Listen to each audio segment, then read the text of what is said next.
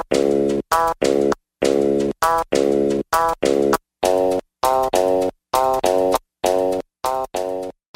right, ladies and gentlemen, this is Dr. for Ryan coming to you from Hawaii with two guys. This is a three-way podcast, three-headed hydra. It's a threesome. It's a threesome. We're going to have a threesome live. Well, not really live. Not really live. Simon Rex, Nervous Rex here with Kyle Thiermann. Kyle Thiermann here. Host, Kyle, what's your podcast called? Shut up, Chris. I couldn't think of a more clever name. It's called The Kyle Thiermann Show. The Kyle Thiermann Don't judge a Show. book by its cover, Chris. You're talking to a guy who spent the last week trying to figure out what cover to put on my book. Don't judge a podcast by its artwork. Yeah. Okay, so the Kyle Thiermann Show is in the house. Nervous Rex, a new up-and-coming podcast. Which is it up and coming if it's already surpassed both of ours? It's probably surpassed both of ours. Not even close. Certainly in terms of like notoriety of guests. Who have your biggest you've had? No way. You've had way bigger. Well, 350. And I've gotten you those bigger guests. You've gotten them all. That's the worst thing about you having a podcast. All those fish that used to swim into my nets are getting caught in yours now. We're both going to get them. We both eat the fish. I know. We eat the fish. Yeah. But just tell people some of the people you've had. You've had, what, like 6 episodes out? Yeah, 6 episodes out. Who knows when this will come out? By then it might be more. Too short? I just had Too Short. I just had Hannah Stocking, Rudy Mancuso, Theo Von Yu.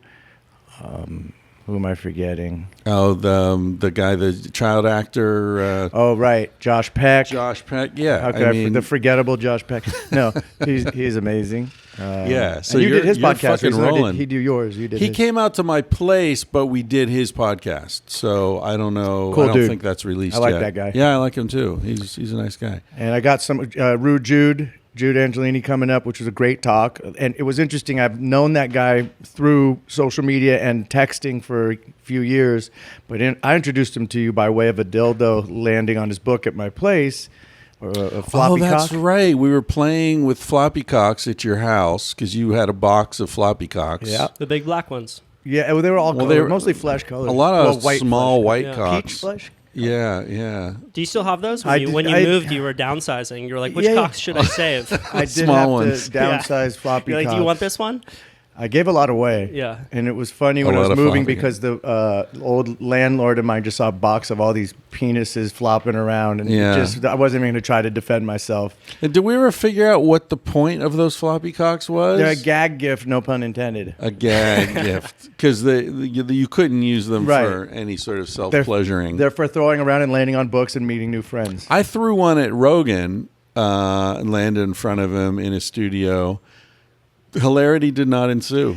I don't picture him being the kind of guy who would like a floppy cock thrown at him. I was hoping he'd jump up and run away screaming, but he didn't. I have a good floppy cock story. So Chris did a podcast with Asa Akira.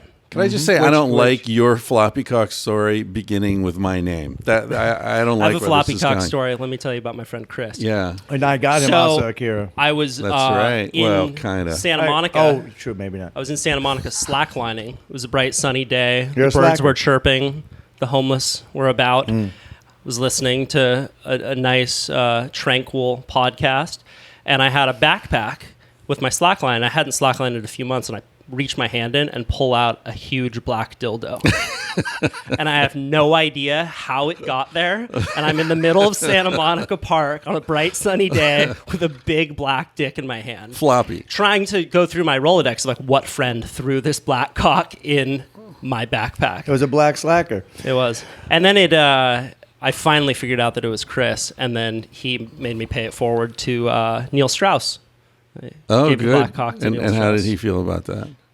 No laughter ensued. No hilarity ensued. Yeah. What the hell?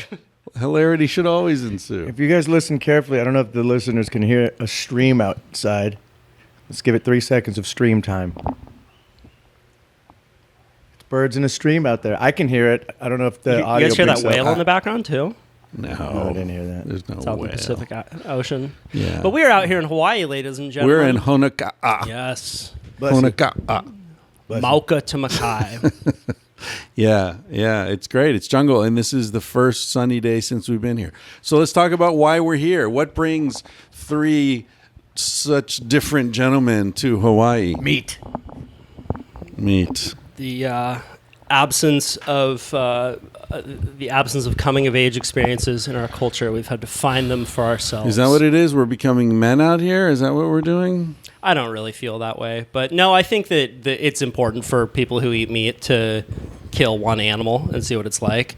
I think that's a good experience for most of us. And honestly, for me, I've gotten into hunting just because of the places that it takes me. I don't have the motivation to go on hikes out into the middle of nowhere, and I just wouldn't make it happen. But if you attach some kind of target at the end of that, some kind of goal, I find that I'm hiking a lot more than I used to. And I'm a beach kid, so it's all new landscape for me. It's like violent golf. Yeah. Yeah, it's true. A lot of walking, a lot of drinking beer, and then occasionally something happens. Mostly bonding and walking, Yeah. occasional action. Yeah. I dare to say I think we should get hunting carts. white privilege at its finest. Exactly. But I think that's what they do in Africa, right? All the poachers that we love to hate. Yeah. Well, it's actually illegal to hunt off of a car. It's an unfair advantage. But my scope rifle isn't, right? Yeah, that's what I was going to say. Unfair advantage? What the fuck? I mean, where does that begin and end? We can talk about that too, how you guys had bow and arrows and I was the only one with a gun. And on my first attempt, I'm not a gun guy. I never grew up around guns. I've shot very few guns in my life. And I was taken out by our guide, Wayne, who showed us around, he was a local boy, and showed us around. And after you guys went hunting with bow and arrows, he took me up atop the hill as the sun was setting to shoot a boar. And I've never even shot this gun before. First shot, 75, 80 yards away, one shot kill. It felt too easy. Yeah. I felt better. I had stabbed a boar in the past in Kauai intimately as the dogs with the GPS collar, which isn't fair either, held it down. Technology is definitely a factor here, but it was a lot more intimate when well, maybe like a murderer would say, I prefer to kill a man with a knife than shoot him. It's so much more intimate. It's what it feels like. Yeah, closing the gap. But the difference between shooting an animal at 100 yards and shooting an animal at 20 yards is a big difference. It's not some little dot on the horizon. But it's funny what you're saying about what's an unfair advantage, because a lot of these bows now are more technically advanced in some senses than rifles that have been around. And basically the technology hasn't changed for 100 years. So we get bows to a point where now you have a level on it. You have some people even have little like lasers on their bows. There's so much technical advantage, but you get it to a point where you're like, is this still difficult enough for me to have a good time doing it? The premise there being something needs to be difficult for you to have a good time. I think so. And also that as humans, we like to push as far as we can up to the border of breaking the rules. Whatever rule we set for ourselves, we're going to try and scoot up to that border. We're not just going to use a recurve. We're going to use some compound bow with every advantage we can without using a rifle. Does that make sense? Yeah, I don't know. I mean, I guess some people think that way. I feel like that argument could be turned inside out as well. Like you say, we as humans like to push the limits and all. Why are we using bows then? Why aren't we using, fucking machine guns or slingshots? I think they're more fun. I would say the bows and arrows are more fun to me, having shot both. Yeah. Guns scary. It's scary about guns to me. Loud. It just feels more. Something bad could happen at any moment. Even though you had your arrows fly everywhere as we hopped the fence in a violent manner. Oh, sure. Tell the world. Tell the world, Simon. I almost lost a head. Yeah, almost lost. Were you guys around guns as kids? Nope. I was intermittently. Yeah, I grew up until I was 15 in Western Pennsylvania, which is big deer hunting area. So all my friends had guns. We went out in the woods with 22s and BB guns all the time. I'm from San Francisco. It's not really a gun city, part of the culture there, unless you're from certain neighborhoods, which I wasn't.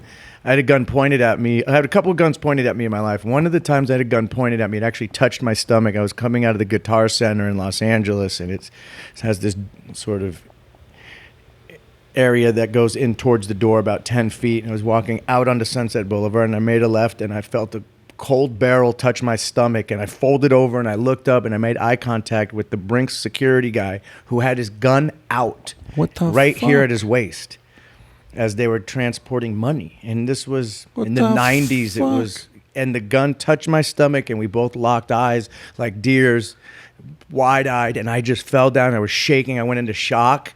And he just shook his head and walked away like I did something wrong. He had his gun out and it touched my stomach, like through my shirt. And I just folded over it. I got a weird thing with guns. And I had a gun pointed at my head in San Francisco between two guys over a parking spot as a kid. And the guy said, "Move out of the way, kid, or I'll blow your fucking head off." That's what they say in the 80s. It was very Dirty Harry. Yeah. And I don't remember this, hacky. but my mother told me the story. And I froze. And someone had to pull me out of the way. And these two guys were arguing over a parking spot.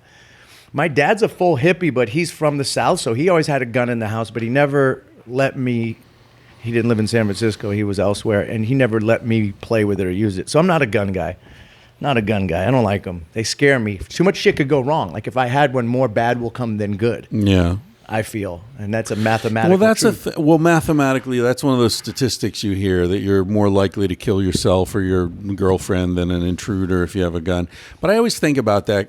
You know, that's one of those things that applies maybe to most people, but I feel perhaps delusionally it doesn't apply to me.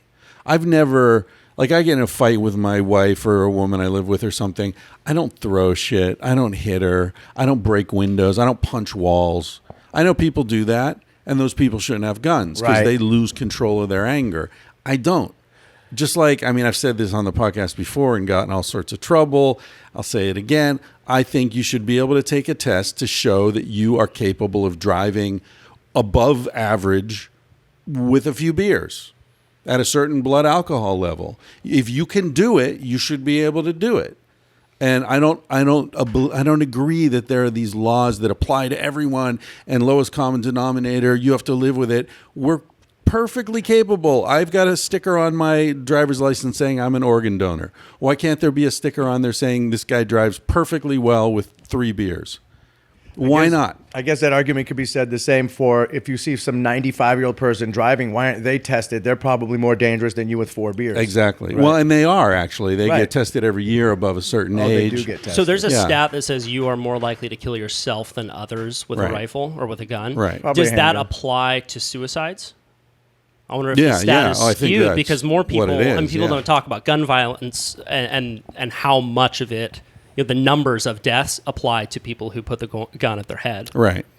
Well, and the idea is you know, if you have a really fucking bad day and you feel like killing yourself, if you've got a gun in the drawer, you're more likely to do it than if you got to, like, what are you going to do? Go, like, stick your head in a trash can or, you know, run the car in the garage. The more elaborate and the longer it takes to set something up, the less likely you are to go through with it. Right. I guess that's the thinking there. How do you feel about gun control laws?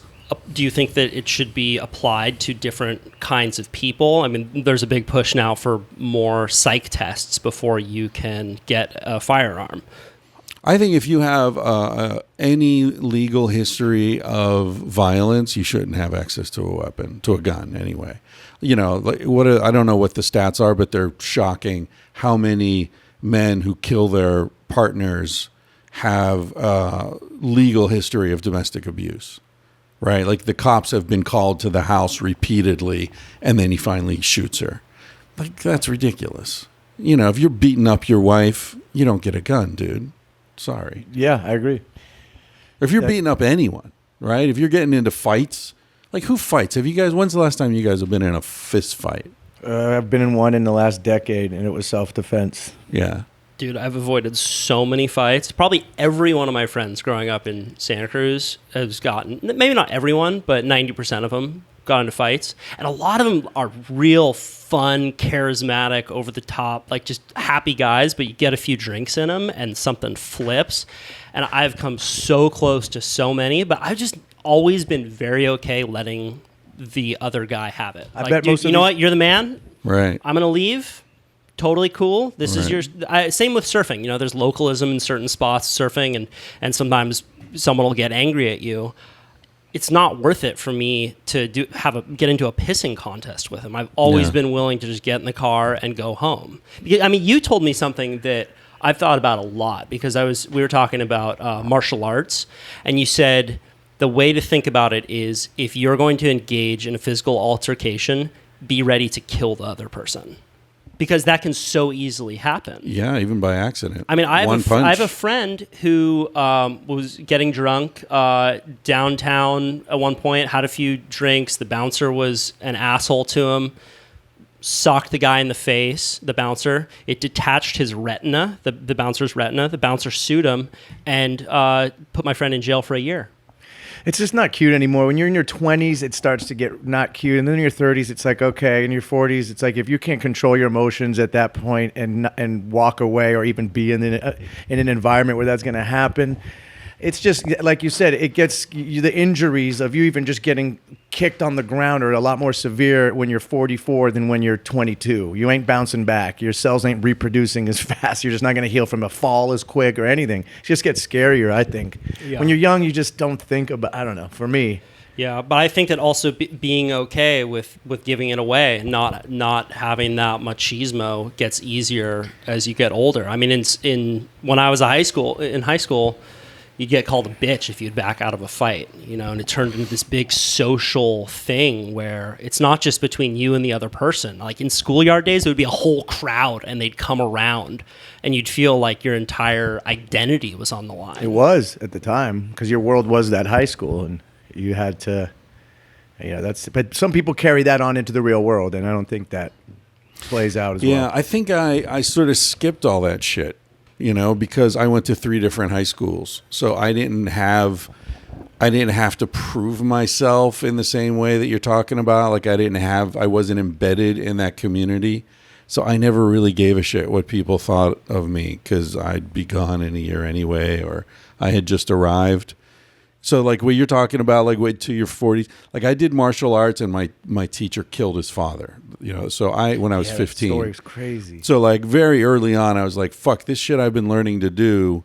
Like this isn't just fun. This is, I mean, like in Kung Fu, there's eye gouges and there's a lot of like really nasty open-handed shit. I did Kung Fu for a couple of months. That was intense. Even just the training.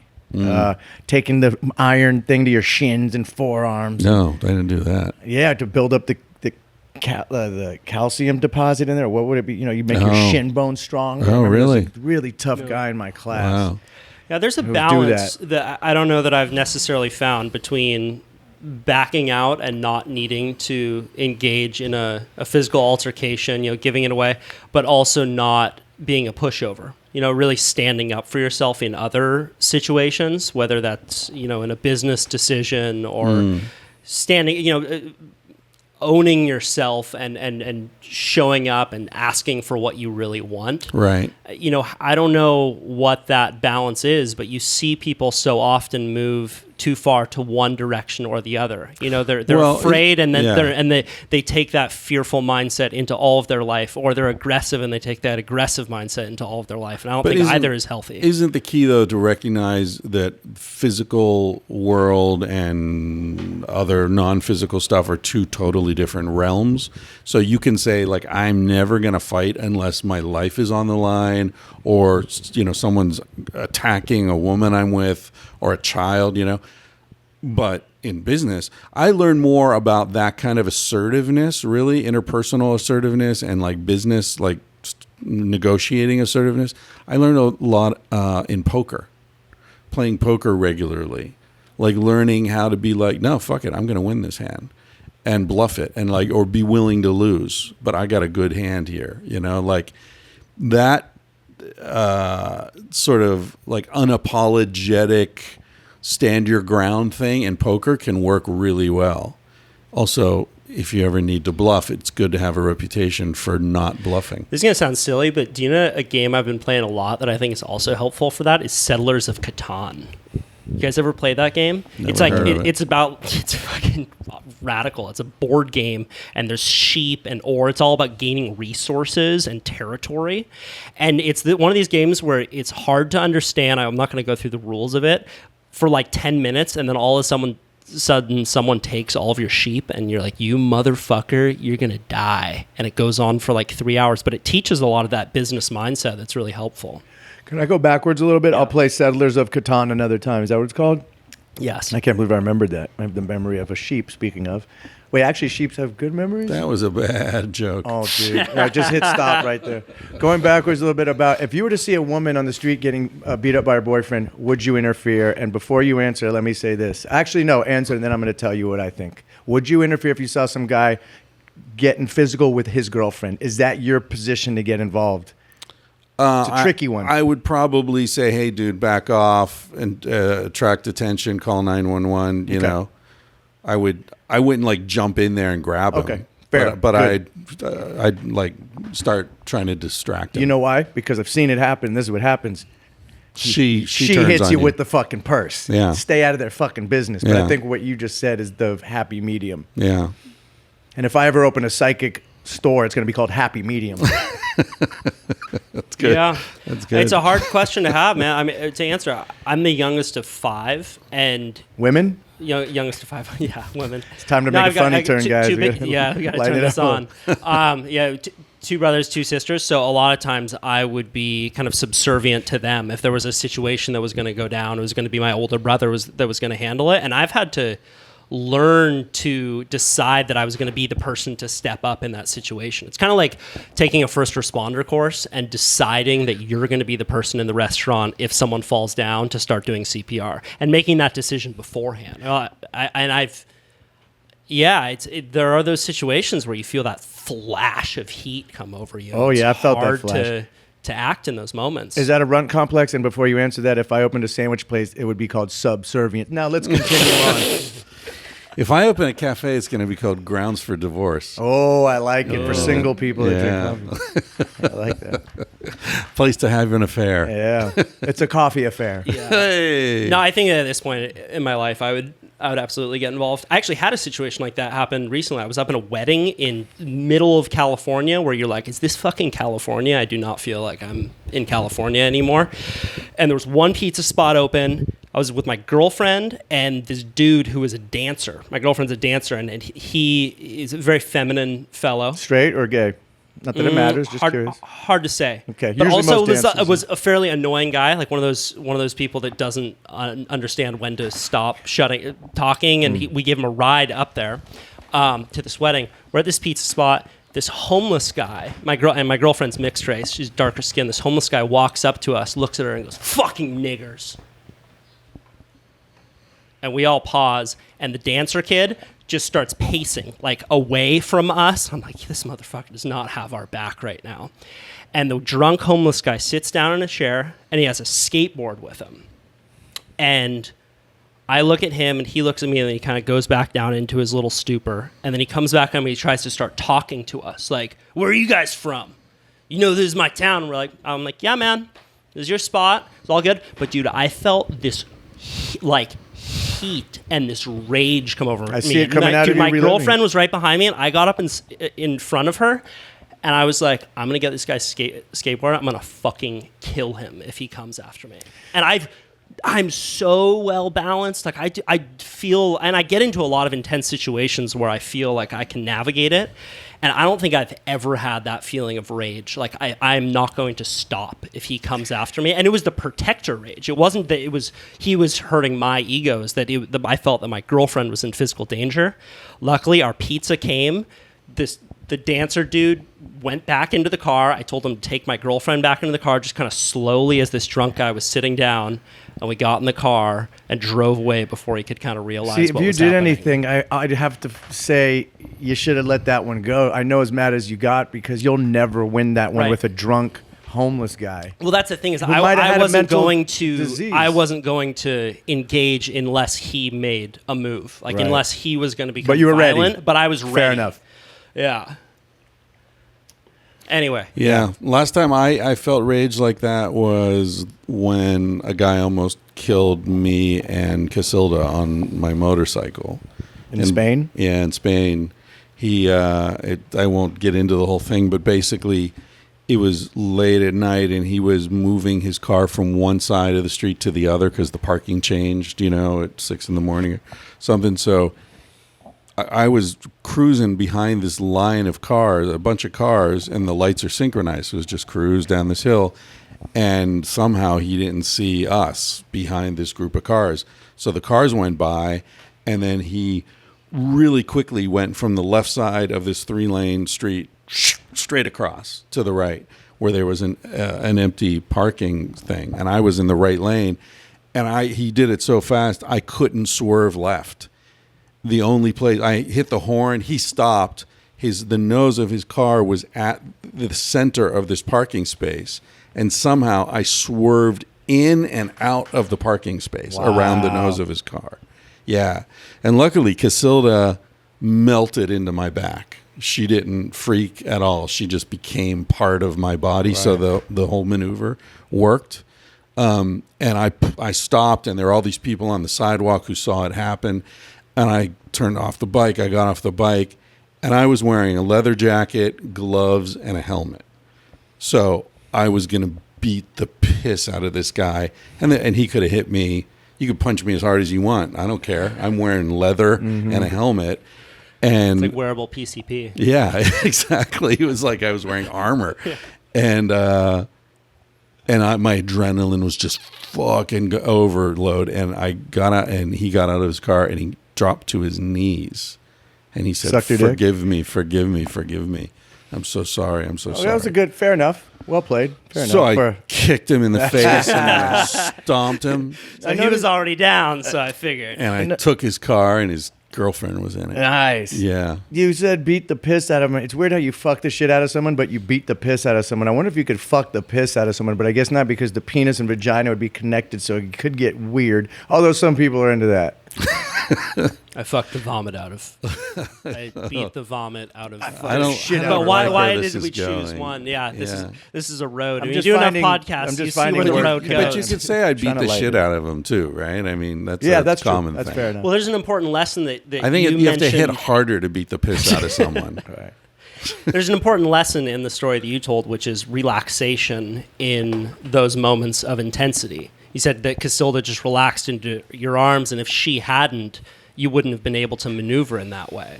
Yeah, I often would recount that to her as a sort of a lesson, because it is. And she's an anxious person. And so sometimes in social situations or something, she reacts with anxiety, and I'll say to her, remember the motorcycle, right? Like, you were safe in your calm. That's where you find safety. Not in anxiety, in calm. You've talked about this. Yeah, and I taught her to swim, right? And it's the same thing. It's like the more uptight you are in the water, the more you start sinking. If you can relax in the water and get your rhythm and be comfortable and be cool, then you'll be all right. Same. But if you panic, you're done. I learned that valuable lesson when I took jiu-jitsu. I did it for a year, and the legend Helio Gracie, who is the grandfather of all of the Gracies and the father and grandfather of all the Gracies, Helio. He's the little Brazilian guy that started it, Brazilian Jiu-Jitsu. And I got to train in front of him right before he passed away. He was 92 years old, and I had been studying for a year, and I trained what I learned in front of him in a private room. And thank you. And the one note he had after 5 minutes of showing what I learned after a year was in Portuguese. He told Henner Gracie, who was training me, he said, he's great, he knows all the moves, he just needs to relax. And that was applied to that as well. So he taught me afterwards, is anytime we were rolling and doing jiu-jitsu, he would say, just tell me what you did today while I was choking him out to relax. He'd say, tell me what you did today. Oh, I went to the store, I got some groceries, I drove down here, and he's like, I could already feel you relaxing into it. Get out of your head. Still working on that. So many things. I mean, sort of jokingly, sex too, right? I mean, if you, as a man, if you lose your concentration, you start to lose your heart on. If you start freaking out, like, oh, performance anxiety, and she's going to judge me, and this is going to happen, and that's going to happen, then you're done. Whereas if you just chill out and don't worry about it, then everything's fine. It's like that with everything. I mean, I don't dance, but I imagine it's the same with dancing. Or laughing in the face of anything is a big one. I learned that one too. I remember I got in a road rage incident with this woman who just was freaking out, and she pulled up and she's pulling her hair and screaming and ah. And I just looked at her and I pointed at her and I laughed. And she realized what she was doing. She stopped. She laughed at herself, and we both went on our way. I said, wow, that's it. That's a beautiful If you could moment. laugh in the face of someone freaking out, it kind of puts it. Might not work with a dude. Maybe not. You're so angry right now. You mad? You mad? right. Well, you know what the difference is that we're talking about here is breath. Whether you're in the jiu-jitsu studio, you're able to breathe and exhale. In the moment where you're on the scooter, I'll bet you Casilda was able to breathe and exhale. She didn't tighten up. Right. Laughter. All of a sudden, you're getting people breathing, and that is something that's worth mastering. People Breath, who can master yeah. the breath, they can master that moment of space between the thought coming in and reactivity. Andrew Weil makes a point in one of his books that he says breath is the bridge between the sympathetic and the parasympathetic nervous system.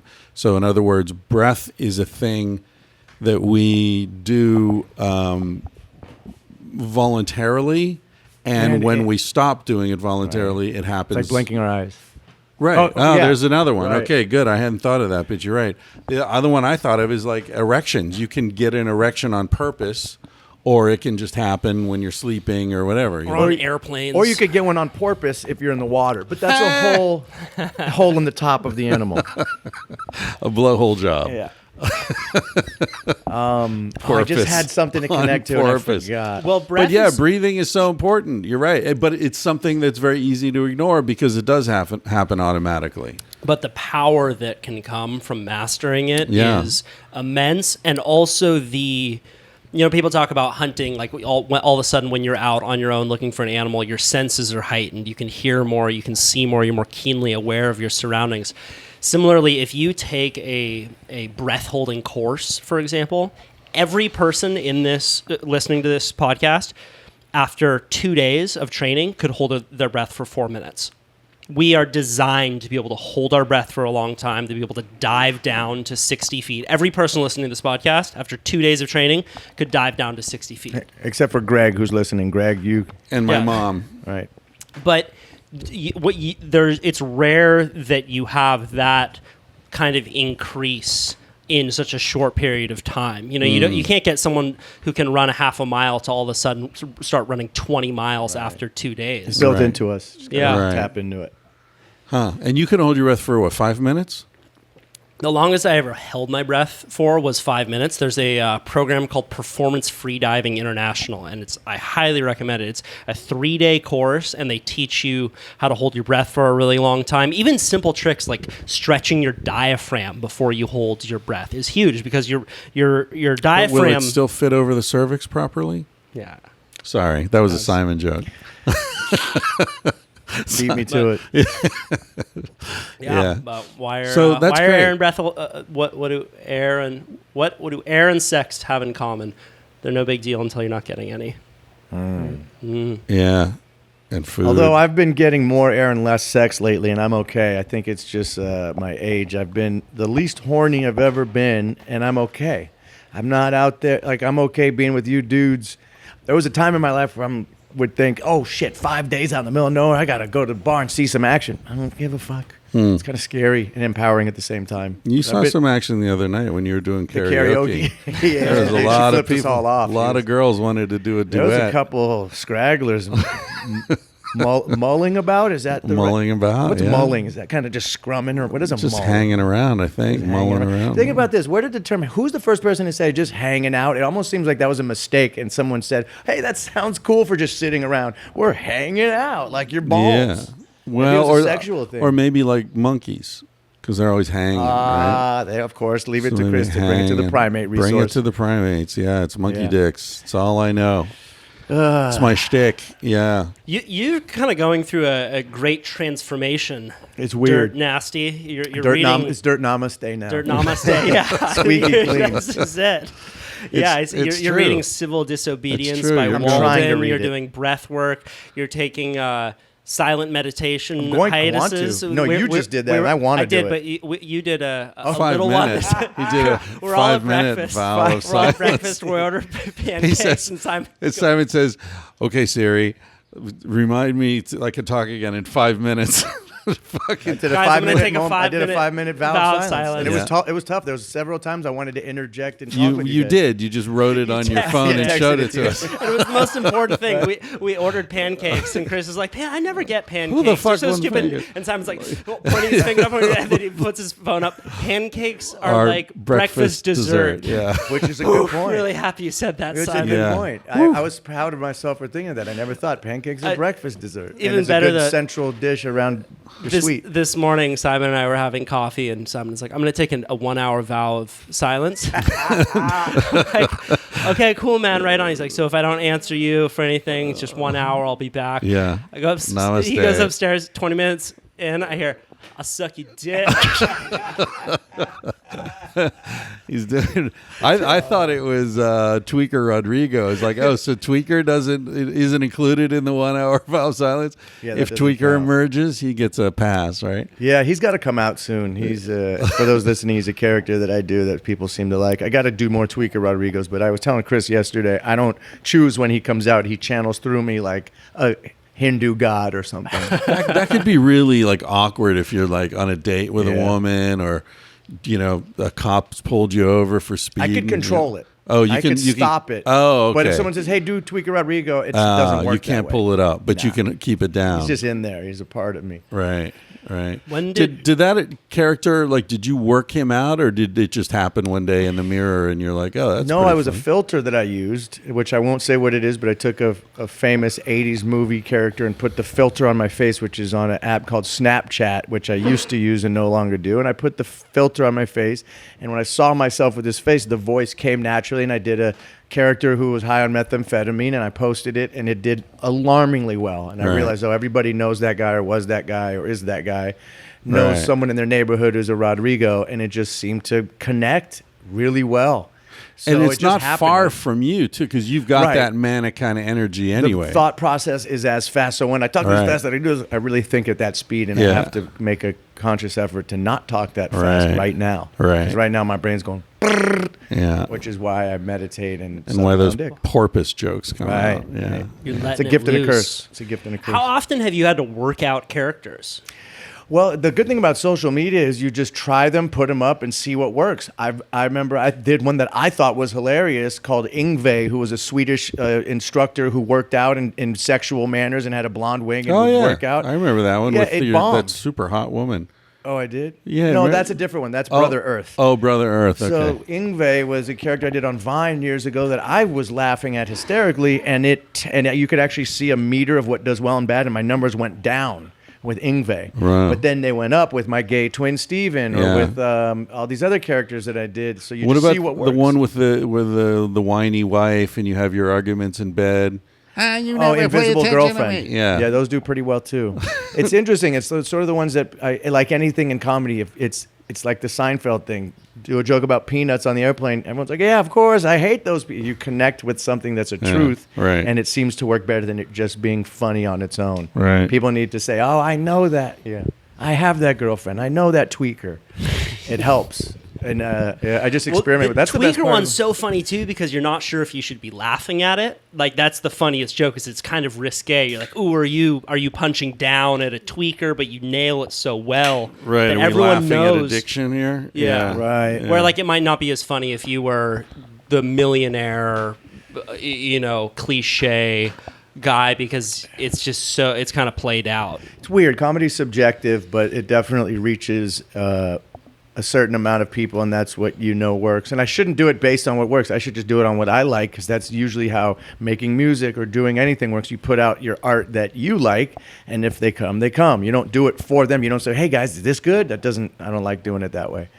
But that is a good thing about social media, is it just becomes this proving ground. Yeah, but I mean, I know that's the ideal for artists, to just do what they want to do, and the audience is either on board or they're not. But is that real? I mean, Van Gogh would have loved to have sold more paintings, wouldn't he? And he was crazy, so he might not be a good Was he famous example. while he was alive? No. See, most artists aren't. No, So- but don't most? I mean, no. Put it On top of your yeah, shirt? Okay. Yeah, I just don't want to mess up their books. Okay. We're in an Airbnb with drinks on a table here, but that ideal of like the artist does things for him or herself with no thought to the market. I feel like that's an ideal that's created that isn't real. And Well, there may be a few, but I think in general, artists want to sell their shit and they want to make a living and they want to be appreciated. Here's the weirdest thing for me, and is what I've noticed is when I do music as my character Dirt Nasty, when I drive home and listen to a song that I made, almost every time down the line, if I don't like it, it does really well.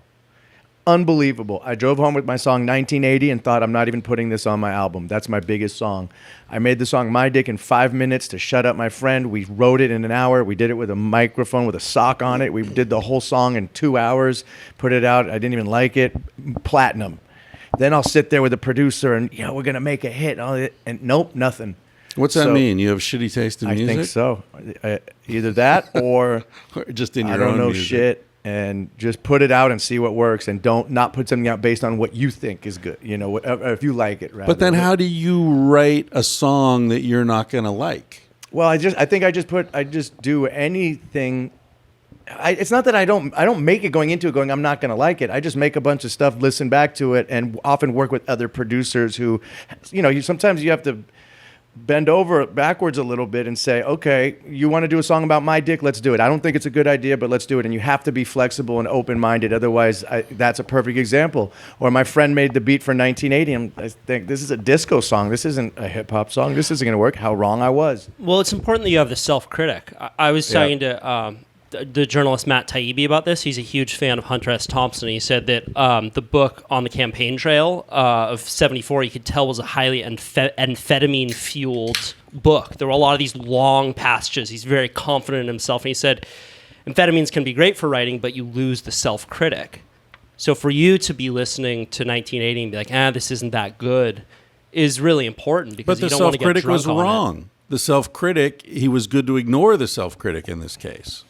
And also, Right? to talk about doing amphetamines while writing, often, too, what I used to do is when I'd make music, producing, just making a beat, I'd make it, then I'd smoke weed and listen to it back and notice it differently and have stoner ears and listen, I actually do this. So you sort of approach it from two different angles, which I think you could probably do with whatever you're I've done that with poised. writing. Yeah. I definitely read it with be a a good buzz tool. and you see opportunities for creativity that you missed earlier. That's what it should You be make used for, connections. not just sitting around getting loaded. It's really hard for me to write high, but I Right. can read high and see subtleties and make notes for later to restructure something. What do you think about now? If you're driving down the street and the song 1980 comes on, what are the thoughts that go through your mind? Is it hard? Is it like cringing for you, or It always is. I Yeah. don't like listening to myself on a podcast or if someone puts on my music, I'm like, turn that shit off, man. It's fun to make it and it's fun to go perform it live. But as far as listening to it, I don't even like listening to it right after I make it. It's done and over, and then you have to mix an album for a month, and you listen to the song over and over. By the time it comes out, I don't ever want to hear it again. Yeah. And everyone else, it's new to them. It's like you were talking about editing your book. You're fucking over it. Yeah. By the time it comes out, it's old news. You're on to your next book. It's the same thing, even Yeah. on a shorter term. Yeah.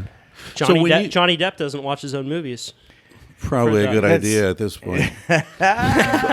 Neither does anyone else. When you did the video for 1980, was that long after? Was that already a hit? Because you put a lot of effort into that video. Yeah, well, I got to credit Nick Goosen, who directed that one, because he really, and Nick Swartzen, who came up with the famous, became a meme actually, is snorting the straw on the rollerblades in a huge mound with a Yeah. 5-foot straw. Yeah. That's one of those things that just came together. Sometimes it's the perfect storm. You could do a video that complements the song. You could do one that ruins it. It just, one of those things that just worked. The song worked, the topic worked, the beat worked, the video worked. It all worked, and people still like it. So sometimes it just happens. I don't know. mean, what I'm asking is like, was the song already a hit when you did the video, so you knew it would be worthwhile to invest the time? My manager and everyone around said, dude, that's maybe the single on this album of 10 songs. That's the hit. And I said, all right, I'll trust you guys. I Okay. don't know. And All we right. just made a video for Right. it. I just trusted everyone else around me. Right. So you need a good circle of friends that you trust. Right. Do you feel like Is that you? fortuitous? Not by design? Is that what that means? Yeah, fortuitous is like lucky. Right. Yeah. Fortune. Yeah. good fortune. I remember one time we were up at Chris's and you were there and Neil Strauss was there and you guys started talking about music and it sounded like another fucking language to me. Like the nuance that you could pick out in new music that I had no idea about. It was really interesting to listen who was to. talking? Me and Chris? You were talking to Neil Strauss, but Chris, you're the same way. I mean, you're become very academic when it comes to music. Well, not the musical part. Right. Like I watch Maybe these, academic isn't the right word. I watch Rick Beato. You've seen his stuff, right? The What Makes This Song Great. No, yeah, I've fantastic. But I mean, heard he's him through talking you. about this is this is chord progression is in this G major with a fifth and a ninth, and I don't even know. I have no idea what he's talking about. But I'm really into the poetry, and I'm into the culture of it. It's like the way like what I said about poker before. I really like poker, but I don't follow the numbers. So most guys who play poker, and I don't play Texas Hold'em because that's all numbers, but they'll remember like, oh wait, now a queen of diamonds has already been played, so the chances of him having a straight with another queen or this, and so they'll do all the odds. I can't do any of that. With me, it's all who's lying, who isn't, who's bluffing. It's all psychology. And But your game we did in the car last night was exactly that. And I suck at it. Okay. Yeah, you guys were just learning it. But That's how the does that only relate to music? reason. With music, it's the same. Like, I don't understand music technically at all. Like, I couldn't tell you what key a song is. I don't either. in. I just hunt and peck like a keyboard. I Really? don't know how to read music. I was sent to piano lessons by this guy who signed us for a publishing deal who wanted me to learn how to play piano, and I went to 2 lessons, and I said, fuck this. I'd rather just make beats by what I hear in my ear and just use a computer and a drum machine, and that's where maybe that was lazy, but I didn't feel I needed to learn. I'll hire a guy to come lay down some piano keys or use a friend who's musically talented at guitar. Bring in a guy who plays guitar. So you know what you want to hear. I just hear the beat and I make it on a computer and a drum machine, which is just the fun part. And then I'll add some layers and say, hey, come add a guitar riff on here. Beardo, my friend who's a genius on guitar. Right. Kind of know your lane, stick to it, and you can add the other elements around it. Did you have influences when you were getting into music? I think just growing up on Too Short, Boogie Down Productions, NW, I just had an ear for what I liked, which was the music that my mom said, turn that shit off, is what I wanted to make. So that was my goal. I said, I want to make music that people's mom will say, turn that shit off. And I did. And now I'm like, turn that shit off. Now I'm the mom. So it's fucking mission accomplished, but I created a monster. You know that line from Wish You Were Here? You bought a guitar to punish your mom. No, you didn't like school, but you're nobody's fool. So welcome Wish You Were to the Here. Oh, is machine. that Pink Floyd? Yeah. No, this is just the line. You bought a guitar to punish your mom. Right. Like that's how it all got started. Right. Yeah. That's it. The amount that you can say in music is really interesting to me. That you couldn't say straight up. It's like comedy. You can be more bold when you put it into a joke. It's like that line, better make it funny or else they'll kill you, or something like that. I think similarly with music, if you look at the anthems for civil disobedience movements, it came through lyrics and songs. And although I can't play any instruments, that is really fascinating that we as a species want this kind of beat that many times it can bring down an entire regime. Sure. Yeah, it definitely resonates with us on a deeply animalistic level. It's tribal.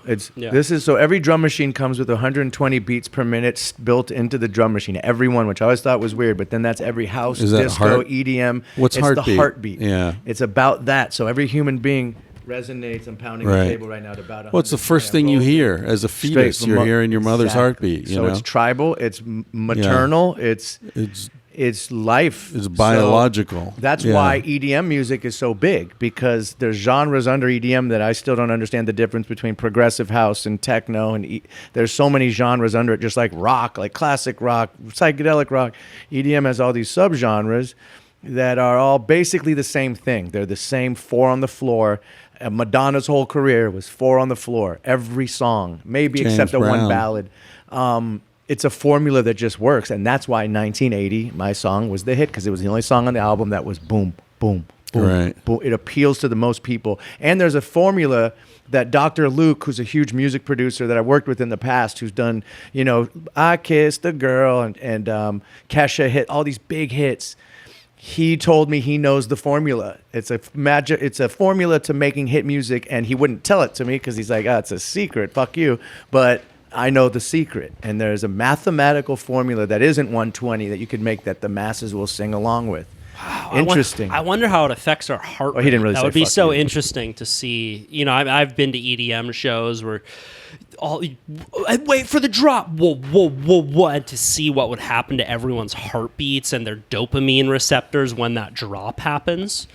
Yeah, and going back to the civil disobedience aspect of it, do you guys know? You guys ever see the documentary "Searching for Sugar Man"? No, man, one of the best fucking movies ever, man. I mean, talk about this. I mean, I won't tell a super long story, but it's this guy named Rodrigo, Sugar Man. Tweaker Rodrigo. And this one, South Africa had an embargo on it, so they didn't have a lot of media coming in and out. This guy's song becomes the major hit of South Africa when apartheid is ending. It is their theme song. But Rodrigo, he has no idea. Because no computers back then. So this journalist goes back and he finds Rodrigo. He's working at a construction site. He says, "You know that you're the most popular artist in South Africa."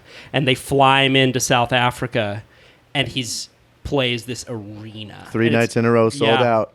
And then I'm not going to say what happens next. Go see the movie. Yeah, because the ending is fucking even more incredible than that. I thought that would be the ending, but then going backwards a little bit, think about the climax of a movie or a song. It is sex. You're fucking. Your heart rate speeds up. It's like the drop. It's like fucking. Like the climax of a movie and a song. Build up. You know, it's like you go over the hump, so to speak. I'm going to go pee while you guys. Except most movies last longer down. than 2 minutes. It's like that's why I always listen to Bohemian Rhapsody. Bohemian Rhapsody. Is that your go-to sex song? Yeah, there's that build-up. You know, I watched another great HBO documentary recently called Momentum Generation, and it's all about this era in surfing throughout the 90s where, you know, all these surfers are now known as the best in the world, Kelly Slater, Shane Dorian, and it's all through the lens of this guy Taylor Steele, who got these guys together and made films about their careers. And at this time, you know, it was only VHS videos. It was the only real media coming out about surfing. And he had this epiphany where he said punk rock and surfing go together really well. So he started putting Pennywise, Unwritten Law, all these punk rock bands in surf videos. And they have an interview with the lead singer of Pennywise saying Taylor Steele's surf movies were the biggest thing that ever happened to our band. Because all of a sudden we had fans, and all of a sudden they had this surfer base following them around to shows. So the crossover between action sports and punk rock, you know, different sports and culture and music is always interesting to look at. Yeah, I never liked the Beach Boys because they represented a kind of America that I felt was shallow and like, you know, sort of beach LA. Look at me, look at my pecs, look at my tits, look at my fake tits. That whole fake-ass world of L.A. just always struck me. I just hated it. Didn't the Beatles hear that album and say, we need to go back to the drawing board? And they love it. Sound- Well, Pet Shop or Pet Sounds or something. Yeah. Right. I mean, it's one of the most respected albums ever by musicians. But the Beach Boys. That particular song, I think it's called Pet Sounds. It's their first one, and the Beatles heard that and they're like, "Oh my God, we need to like do harmonies and change this around." And like they were really they admired them a lot. Listenable for you? Did you like that Beatles turn? For me, I don't like early Beatles very much. I mean, Yesterday's a beautiful song, but like, you know, Baby You Can Drive My Car and I Want to Hold Your Hand. Back in the USSR. Yeah, like well, that's good. That's later, I think. That's more like 66 or something. So you knew that year. I'm guessing. Totally guessing. But when they started doing psychedelics, that's when I started getting into them. Yeah, psychedelics. Yeah. Grow your hair out until the war stops. Yeah. Yeah. Do we have an artist like that, like a John Lennon, you know, anti-establishment, anti-war? John Legend is close, like verbally. And they're definitely sure. I mean, like the John, what's his name? The guy who sang "Treat Your Mama," the Australian dude. We want to get to the motherfucker awards. John Hunter Trio or John something trio, I forget. Anyway, but there are artists who are like super anti-establishment, but I don't think they have the kind of leverage and audience that the Beatles had. Yeah. Because it was a different world, right? I mean, there were 3 TV channels, there were a few record companies. There wasn't the kind of choice there is now. And also rock and roll was new. Rock and roll itself was revolutionary. So to have a voice within a revolutionary art form that's also calling for revolution is sort of turbocharged. It seems that now more comedians are those voices of real anti-establishment, kind of galvanizing people with new ideas. And I don't know, maybe our culture has become so disenchanted. We've become so atomized with our own phones. Like, could you get a 60s movement again? What would it take to make that? I feel like it's happening. You don't feel like we're in the midst of a resurgence of like alternative thinking, disrespect for the institutions of Western culture? I do. The podcast community. Not to and pat comedy, ourselves on the back, but I do think that a lot of the most bold ideas are coming out on podcasts because people feel a freedom to say what they really think because you develop a friendship with a lot of your listeners. They're not going to take shit out of context the same way that it's taken out of context on TV interviews where you have 5 minutes and all of a sudden people are like, oh, that guy's an asshole. He didn't back it up. But people who listen to your podcast, Chris, or your Simon, they know that you're a good person. So if you say something, most likely they're going to be on your team, and it gives you the freedom to work shit out in real time. And you have a longer term relationship with them. People don't just drop in for part of one episode and then disappear forever. I mean, they might, but it's not like... In my case, they will. But it's not like scanning TV where you're like, you see some show, you don't even know what it is, and you have to intentionally go to a podcast, I think people are getting smarter through the internet and podcasts. I think more people are becoming open that weren't before. I got to say, I think Joe Rogan is changing a lot of people's tune and people that go on his podcast. That's how I found you, and interesting people come on and it spreads like a virus of this information that, and it opens some eyes. It's interesting to see. It's true. It exercises a part of the brain that allows for nuance to happen too. It's not one or the other, and to be able to see both perspectives is really important. But I mean, are we protesting in mass in the way that we were in the 60s? I don't know about the protesting, but I think people are opting out. I think that's what I would say. And I, to be fair, I don't think it's all podcasts that are doing it. I think it's the internet itself that people can find whatever they want to know about really easily. And so alternative approaches to life become apparent if you look for them. And I think a lot of people are discontented enough that they're starting to look for alternatives. So you get tiny houses, you get permaculture, RVs, you get van life, you get digital nomads. The American dream's a fucking nightmare. Yeah, I learned it firsthand. I bought the house. I did it. I fucking did it. And it's not. I don't know. It's all bullshit. I think. Take it from Dirt Nasty. But I didn't really have the 9 to 5. I had very. But that you made it even more. I mean, that's the thing. You made it. You had not only the money and the house and the girls, and you had the fame, you had the attention. I mean, you had all that shit. It's not as... It's like Jim Carrey, what he's doing right now, or Russell Brand. You see these guys that are at the top, and they said the view ain't so good. And most people are like, what? That's what you got? I don't know, but there's something else out there. Do you have a moment? Like a lot of famous people have that moment of disenchantment. Like Dave Chappelle when he got that giant check and he heard people laughing heard them laughing with the racism, not at it. You remember? Like he talks about that where he heard...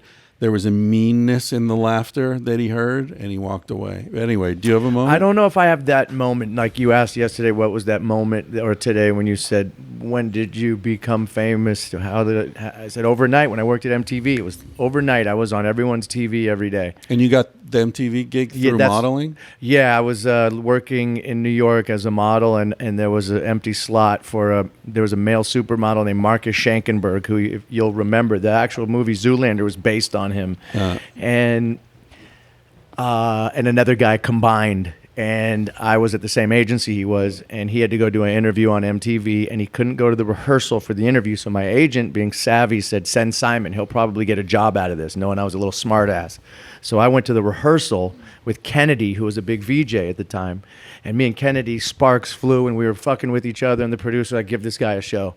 So just right place, right time. Does Kennedy have the song? What's the?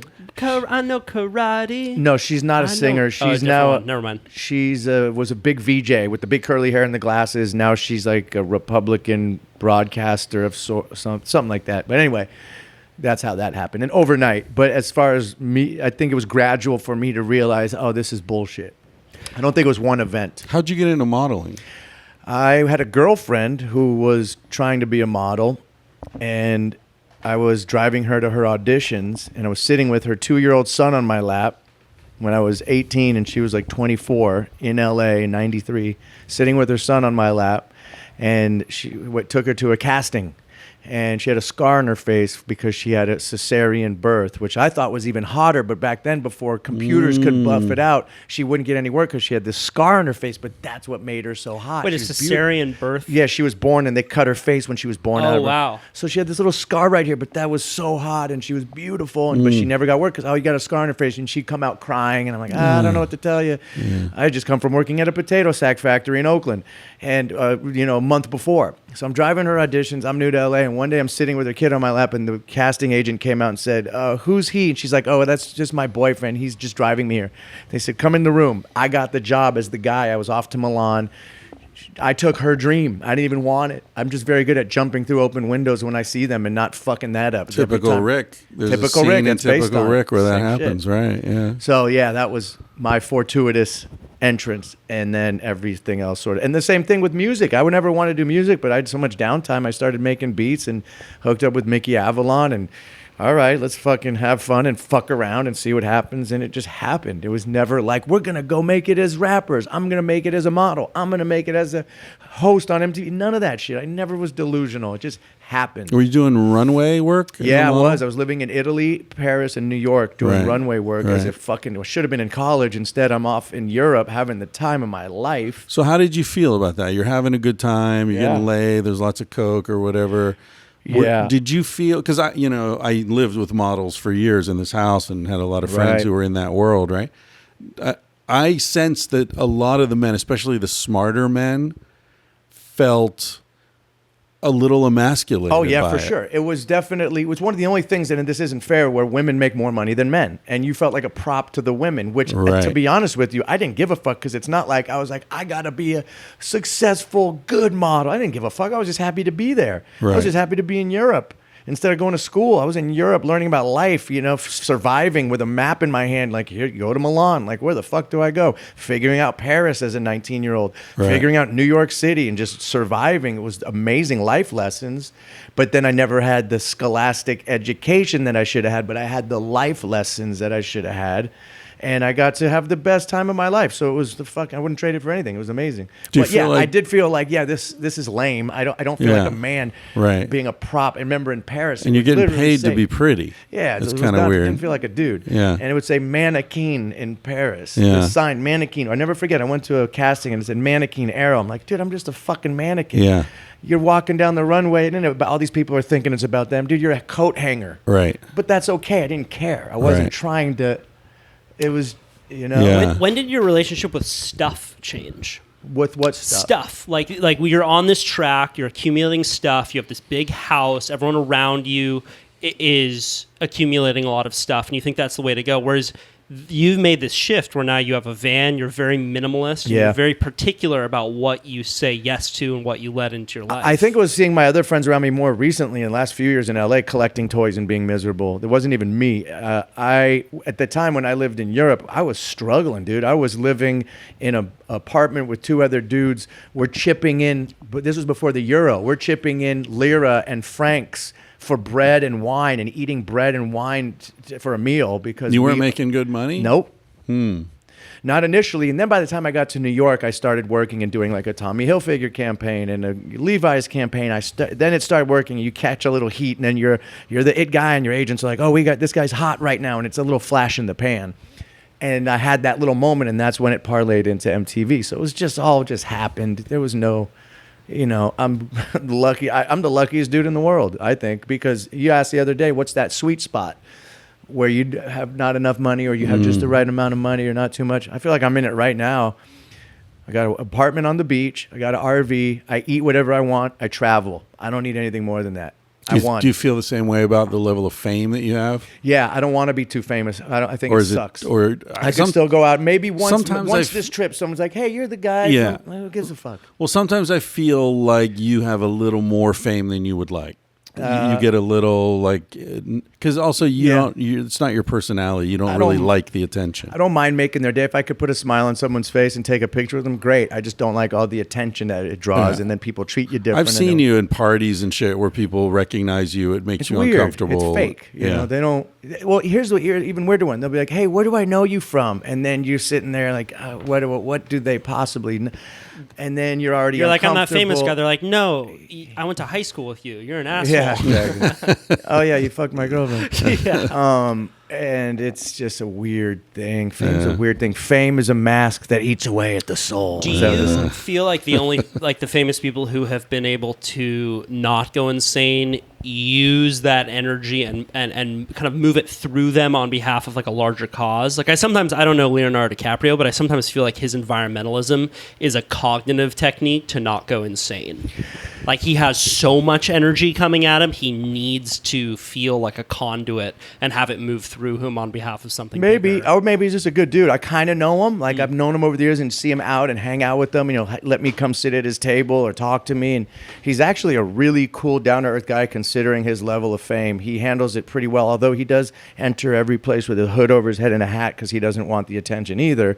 I mean, he's on another level. He's the biggest movie star in the world, maybe. I mean, that's crazy. He can't go anywhere in the world. I think he's a good dude. I really do. I think he's a good guy that's probably like, dude, I got all this shit. Let me do something, give something back. I feel guilty. This is too good. Like I might be that way too. If I had all of that, I'd give a lot more. And that I think is a tonic to the ego. What does a tonic mean? It keeps you healthy, makes you healthy. Yeah, right? I knew that. I was just saying if you knew. Yeah, I know. Yeah. That's why gin and tonics are so. One word. 2 words. Tonic. Oh, it's a tonic. That's a French tonic. No, I'm kidding. How do you? I don't know. It's a tonic. It's a tonic. It's a tonic. Yeah. Okay, I thought that was one word. Okay, sorry. Or you can also, it can be an adjective. It has a tonic effect. I get it. Like it tones. I get it. You know. I think a feeling of gratitude is essential to keeping your shit together, wherever you are. Yeah. But the luckier you are. Like you got to have that gratitude. Oh, you got to know you didn't earn that. 1000%. I'm always saying I'm so fucking lucky. There was a time I think where I was feeling high and mighty and probably cocky in my 20s, but I ate the humble pie pretty quick because it's always been up, down, up, down. You peaks, valleys. You learn quick that it could be over like that, and you need to be okay with yourself in the absence of external attention. Well, I was becoming a proper cliche. I was becoming that dude in Hollywood I remember this was actually, you know what? This was my moment. Maybe this doesn't answer your question, but this is my moment when I realized, I remember once I was driving in my Porsche convertible down Wilshire Boulevard with my golf clubs in the back seat sticking out. And I pulled up in front of a bank on Wilshire that it was like a mirror window. And I saw myself in the reflection with a hangover. And I looked in the reflection. I said, oh, my God, I'm that dude in the convertible hungover on a Wednesday with golf clubs in the back. Oh, my God. Feeling shitty about life. Oh, and I went in and I traded my Porsche in that moment for an Audi four-door sedan and drove off with the golf clubs in the trunk where they're supposed to be. And I said, this is who I am, a four-door sedan, black Audi guy. Yeah. Little did you know you were transitioning to a Prius. Now I'm a Prius guy. Now I'm a Prius RV guy. Yeah. I had the Porsche, I had the Cadillac, I had all that shit. It's bullshit. In LA, you just need a Prius. You got to get A to B. It doesn't matter. And the RV is a material object, but that's freedom. It's something else going on with that. Well, it's a tool the best tool Yeah. for a happy life. I had a guy named Peter Attia on my podcast recently. He's an expert in longevity and super successful, hangs out with, the biggest people in the world. And he was telling me the story about visiting a prison this last year. And in the prison, you play this game, or it's an exercise with the prisoners called Step to the Line. So there's a moderator, and they say, step to the line if you grew up with more than 4 books in your house. 90% of the visitors will step forward. Maybe one of the prisoners will. Step to the line if you witnessed a violent death before the age of 6. Most of the prisoners will step forward. None of the visitors will step forward. And it's this game to show you that your circumstances, your luck in life is largely based off of circumstance. And I asked him, why do you do that? Is that altruism? And he said it's a coping mechanism to lead a happier life. When I move outside of myself and become more curious about the world, exercise the muscle of empathy, it's purely self-serving. Yeah, if you're depressed, and this is clinically demonstrated, the best thing you can do to get out of depression is go and help people. You told me that when I was down and out once, and I did, and it worked. You're absolutely right. Yeah, That's why the man downstairs many right now studies. lives it. Justin. Yeah. He lives helping other people. Yeah.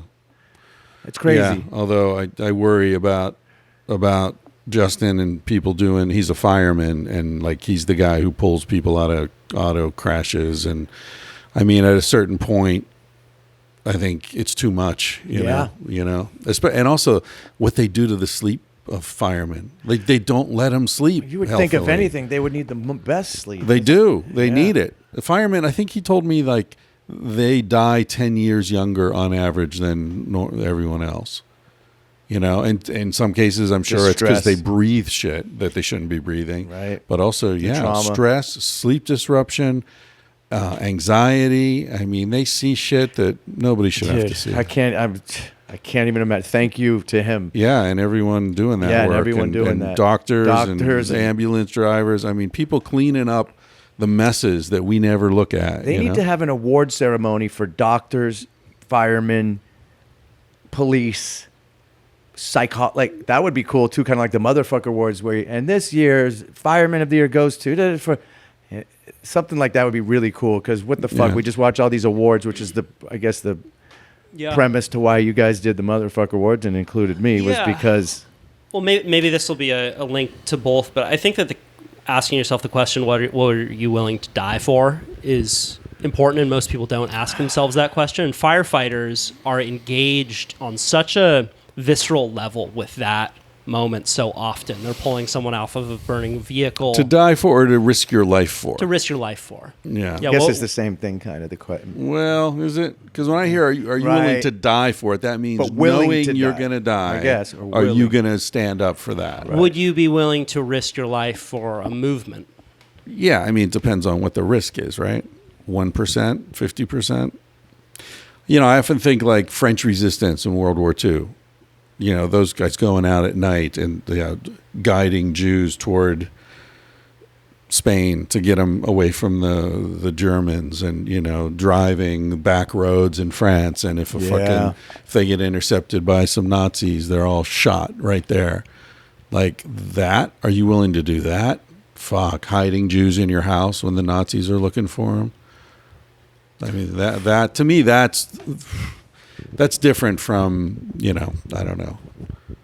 I don't know what's going on today that's like that. And there are definitely things that are horrible that are happening today, but how do you risk your life to save the Amazon? I don't know how to do it. Go do ayahuasca every day. Risk your sanity. Yeah. Yeah, I mean, it's not, there's almost a luxury in the clarity of a war like that. I feel like we live in the best window of time. I wasn't even ever going to get drafted into a war. The technology is at this point in the middle where it's going to get too fucked up in 10, 15 years that it's going to have everyone really fucked. We're just seeing the beginning of it now. There's this little sweet spot that I got to live in between the 80s, 90s, 2000s. Now this was like the perfect window to.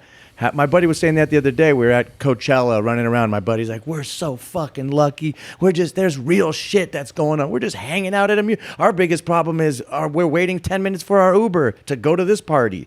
Like, you fucking kidding me? And mind you, that's what makes my friend happy, is just partying and hanging out. Depends what you like. But the safety and the luxury and the privilege that we have is just so easy. But isn't there a pain and like a suffering around knowing that we're partying on this sinking ship? Yeah, I have that, which is why I don't do it as much anymore.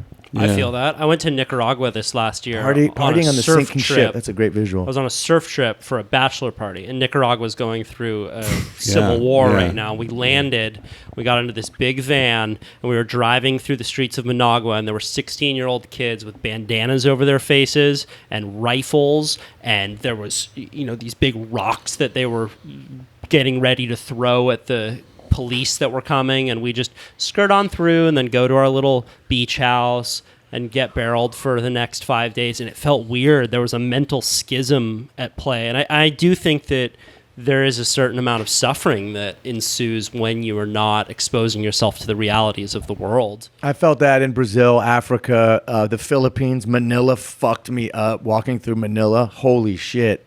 The misery on every corner and the poverty and it was alarming. And I'd go into my hotel and there's this endless buffet of food, and right outside was starving children crying, pulling on people in the street, and I wasn't allowed to bring food out to them. Yeah. And I felt so bad I couldn't even walk outside. I was like, this is fucked up. Yeah. So I don't think I see it as much in LA. You might drive by a tent and feel it, or a construction site and be like, I could be them, but when you get out in the real world, dude, holy shit, and some third world shit, fucks me up. Yeah. Yeah, I was thinking, that's always been there, right? The sort of the disparity of first world, third world poverty and all that.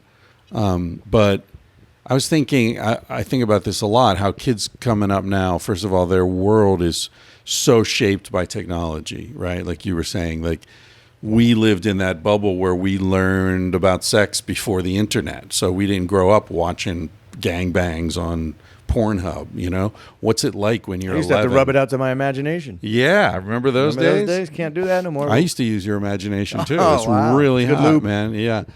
But in magazines and stuff, I know part of that could we'll just be... We'll do the imagining for you now. Yeah, exactly. There's nothing to imagine. You don't need to create the world out of this Sears catalog. Whatever you think you could imagine, just type it into the fucking search, right? But also knowing, if you're 15 years old and you're like smart and you're starting to really pay attention and like, okay, here's the world that I'm going to live in. Fuck. The shit is hitting the fan now. Right now. It's already hitting the fan. They're saying... 5 degrees Celsius difference in the next 20 or 30 years. That's my life. I'm going to have to deal with it. I mean, are young people feeling a panic? Or is this is normal to them? I don't know. That's what I was going to say. They don't have anything to compare normal? it to. I think we are the last ones to say, hey, this is what it was like before. This is fucked up. Yeah. At least in my generation. Down the line, half my life, no cell phones, internet, social media. Yeah. Right down the line, half my life. Well, the news also cries wolf so often that it's really difficult to know what's real and what's not. There's... Yeah, but climate change. Yeah, but climate change, it's so slow moving. It doesn't... It doesn't move to the same beat of our lives. It still feels far off. It feels slow. It's not like a bear in your kitchen that all of a sudden is going to induce this kind of panic. And I think that's the real issue with getting people on board environmental issues. I mean, that's why one of the reasons for the Motherfucker Awards was to flip it and turn it into comedy and make it personal and have a laugh at the end of it. Yeah, I don't know what the solution is, but I love that quote, the Joseph Campbell quote, participate joyfully in the sorrows of the world. Yeah, you attribute that to Joseph Campbell. Did you read that? Yeah. Because I've been quoting it for years. I thought it was Chogyam Trungpa. He probably took it from him, because Chogyam Trungpa was before Joseph Campbell. And I said it with a flair. That was good. You did. There was I don't even know who that guy is. Yeah. Boom. Just say it confidently. Confidently, yeah. He was a Tibetan Buddhist. I thought I read that in Shambhala, the Path of the Sacred Warrior or something years ago, but I could be Joseph Campbell as well. I mean, it's something that I deal with a lot, though, growing up, knowing a lot of environmentalists who are old and gray now and have dead eyes. Yeah. There's a certain just flare that went out from going after it again and again and again and losing. And I have... As David Brower said, every win is temporary and every loss is permanent. Right. In environmentalism. So I think that we've talked a lot about balance in this podcast, and to use your skills on behalf of something bigger in a way that gives you energy is a good little jujitsu move. And I felt that with the Motherfucker Awards. It was a shitload of work for us all to pull it off. But there was a magnet at the end of it. It was pulling towards something, because we were talking about Purdue Pharmaceutical and the opioid epidemic, one of the most tragic subjects in the world right now, and we were figuring out taglines and punchlines to make it funny at the end of it. And that's a real special thing to be able to do. Dark humor is one of the greatest things human beings do when you think about it. We're the only species that laughs at ideas. Monkeys laugh. Monkeys laugh at goofy shit. If you rub shit in someone's face or whatever, like slapstick sort of. But I think we must be the only species that laughs at tragedy, even our own. We laugh at our own mortality. There was a line in this kids movie that I did, and it was, I feel if I don't laugh, I'll cry. Yeah. I don't know if that's taken from something, but I'm like, that's a very Jewish way of looking at it. Like, you got to laugh at this shit, man. Right. Because if I really think about it, I'll go fucking nuts. Yeah. If you think about it, it's like it's the only gesture toward sort of dignity that there is. Like, I know I'm going to go down. I know, but I'm going to go down laughing. So it's like the lady that pulled up pulling her hair out. You had to laugh. Well, not that I'd cry at that, but you got to laugh in the face of adversity.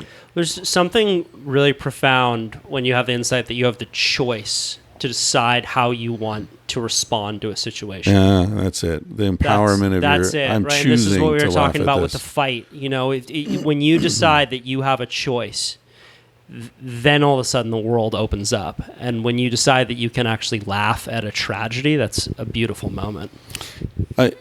It's going to be hard to shoot a pig that's laughing today. If we come up on a big boar and he's got a smile on his face, are you going to pull that trigger? Not a chance. No. I shot one bullet this trip, guys, and I think I might be good. I just don't like guns. I got the bullets in my car. We're holding them. I'm not the guy. Look, like you said the other day, you're like, well, the best ways to find out who you are is to find out who you're not.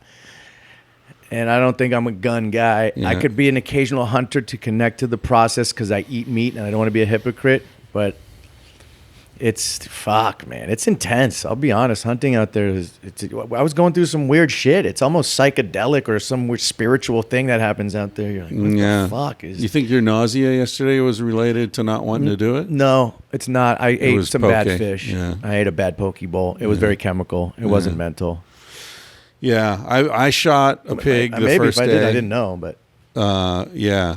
Could be. With a bow, and it was a baby. I didn't realize it was a baby at the time. Yeah. I think so. You got to laugh. No, do laugh. Horrible. Laugh in the face of the regalia. I shot a baby pig. I shot a pig. I don't know. Like I don't know if I'll shoot another one today. I won't shoot a baby. I had a chance to shoot lots of babies yesterday. I let them all go. But if there's a big one, I might. It'll be a decision I'll make in the moment. In the moment. There we go. Yeah. That's it. Yeah. Feels like a good place to wrap it up. Let's wrap it up, boys. Yeah. We got to go put on our little hunting outfits like a dance troupe. Yesterday we went into that place to get smoothies, and the woman said, "So how many of you are there walking around dressed like this?" Yeah, although dive headfirst into our fragile masculinity. Although I'll say I sent some pictures of us all in camo to some women that we know, and they seem to all be turned on by it. Yeah, so I did the same. There's something elemental about men in camo. I don't know what it is. Yeah, out there hunting and providing. Is that it? Yeah, I love it, man. I mean, it's not fun for me to kill an animal, but to walk around for 5 or 6 hours in nature as quietly as possible, to get that benefit at the end of being able to bring meat home and then share it with friends and family has just made my life so much better. The amount of dinners that I have now with friends, and I invite them over, and the feeling of giving meat away is one of the best. No, I it agree. almost feels like that is as much a part of the hunt as being out in the field. I totally agree with you. That does feel good. That was one of the best feelings I ever had is when I went boar hunting in Kauai years ago, and all the kids started running around from the neighborhood and eating. And I provided that. I felt a surge through my body of something I've never felt before. Yeah. I'll tell you the best part about hunting is you get to choose your company. Here, here. Aww. All right, gentlemen. Yeah. Good luck out in the fields today. And so thank you. I don't know. I'm not hosting this. Yeah, we're going to co-release share this one. Yeah, this is coming out on all So- of Chris our Ryan, tangentially speaking. The Kyle Thiermann Show. and Nervous Rex. There it is. Boom. All right, people. Thank you.